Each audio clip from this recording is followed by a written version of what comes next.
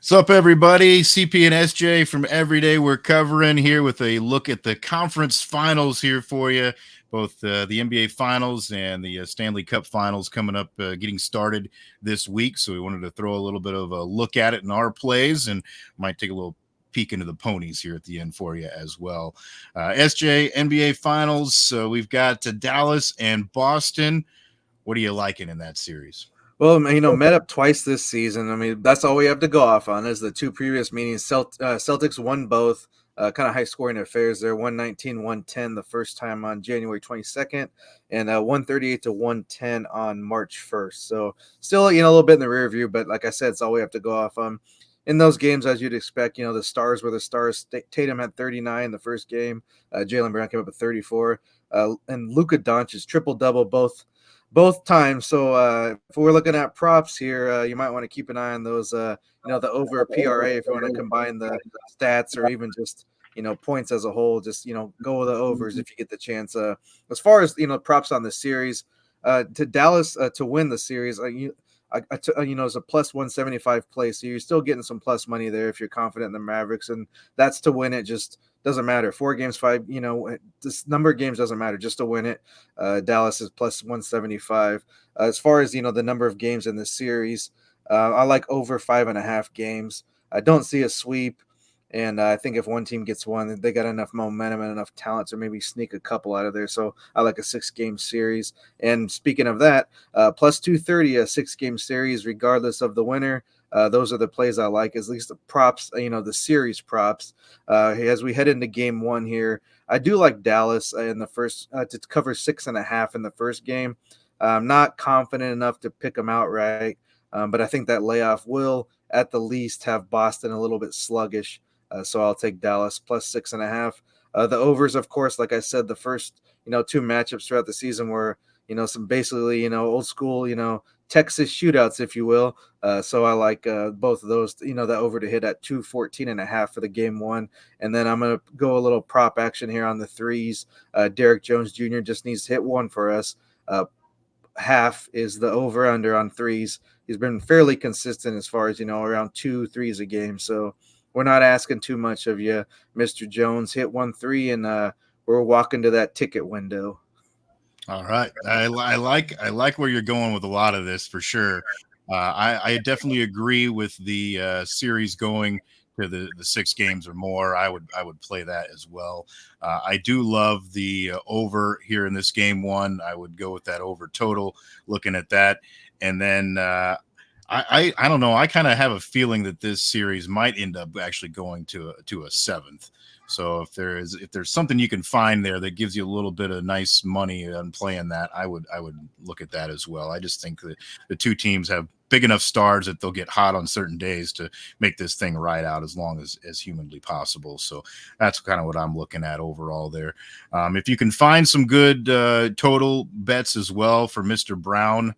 I also think he's kind of the one that's really got his engine turning here at this point, outside of Doncic, obviously. But I would look for that to play some over stuff for Brown as well, if you can find some good money on that as well. Obviously, a lot of apps you can play with that and adjust it however much you feel like going high or low. But that's what I would look at there.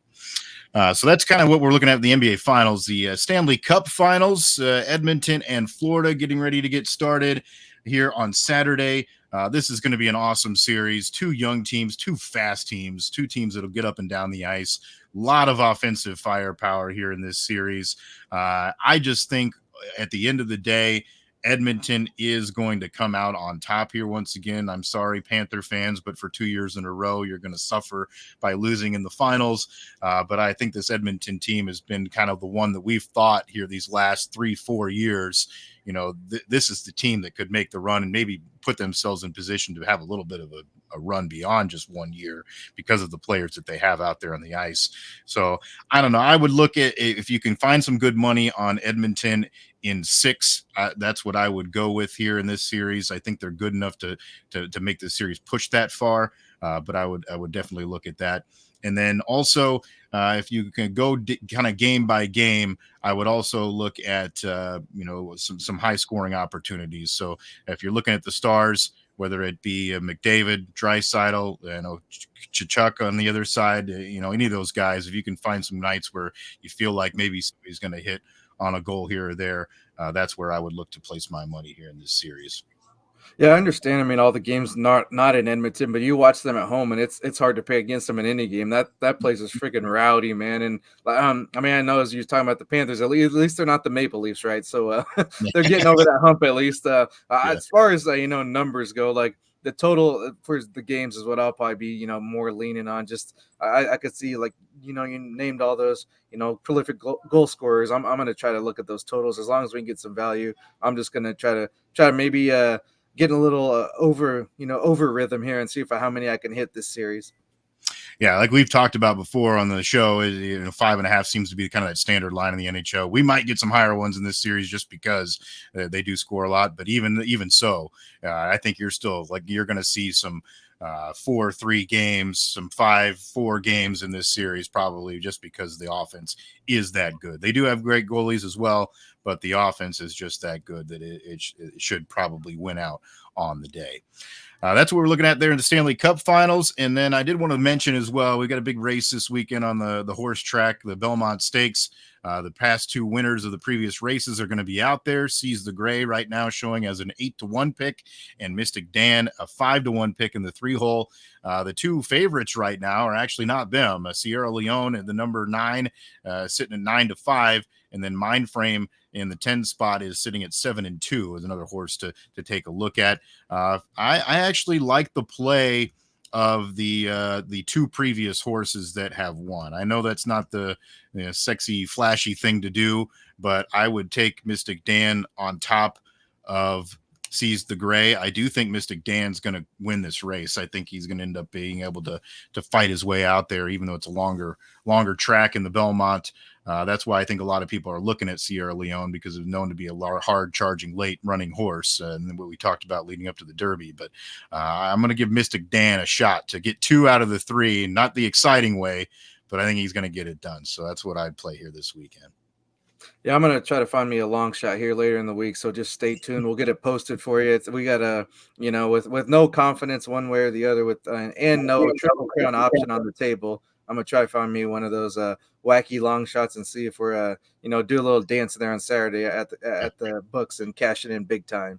Yeah, obviously a little bit harder when we get those smaller fields in these last 2 races, but still, if you can find a way to get that, the exacta, trifecta, whatever it may be. But I would definitely look at the 1 and the 3, and then maybe that's where you find your next one to sprinkle in to get that trifecta looking real sharp for you. So we'll look at that play here over the weekend. So those are our picks here for this big week of big sporting events, either getting started or running here this weekend. Make sure you follow us on Twitter at SJMBets, at Cherokee CP. Listen to the podcast every day. We're covering any of your podcast platforms, including here on YouTube. That's SJ Munoz. I'm Chris Parks. Thanks for joining us for this round of picks here for Every Day We're Covering.